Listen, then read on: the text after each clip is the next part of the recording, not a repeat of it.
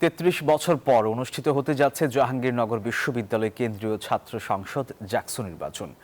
মনোনয়ন ফর্ম জমাদানের শেষ দিন ছিল আজ। ইতিমধ্যে তাফসিল ঘোষণা শেষে চূড়ান্ত ভোটার তালিকাও ঘোষণা করেছে নির্বাচন কমিশন। বিকেল ৪টা পর্যন্ত মনোনয়ন ফর্ম জমা দেন প্রার্থীরা। গেল ২ দিনে জাকসু ও হল সংসদ নির্বাচনের জন্য ৩৪০ জন মনোনয়ন ফর্ম সংগ্রহ করেছেন। এদিকে নির্বাচনী আমেজের সঙ্গে বাড়ছে নিরাপত্তাজনিত উদ্বেগ। একটি সুষ্ঠু নির্বাচন উপহার দিতে যায় বিভিন্ন সংগঠন। নিরাপত্তা নিশ্চিতে বিভিন্ন পদক্ষেপ নিয়েছে বিশ্ববিদ্যালয় প্রশাসন। হলগুলো থেকে বহিরাগতদের বের করতে অভিযান চলছে।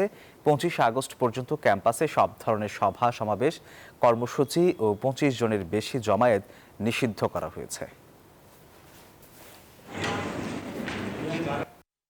কোনো প্রকার অনাকাঙ্ক্ষিত ঘটনা রোধ করা যায়, যে কোনো প্রকার, একই সাথে নির্বাচনটি যাতে কোনো প্রকার ব্যারিয়ারের মধ্যে না পড়ে সেটাকে রোধ করতে কিন্তু আমরা এই সেনাবাহিনীর সহযোগিতার জন্য বিশ্ববিদ্যালয় কর্তৃপক্ষ অনুরোধ করেছে এবং কর্তৃপক্ষ তদনুসারে আমাদের সেনাবাহিনীর সম্মানিত মাননীয় সেনাপ্রধানকে অনুরোধ করেছেন যে আমাদের এখানে স্ট্রাইকিং ফোর্স হিসেবে সেনাবাহিনীকে এমপ্লয় করার জন্য।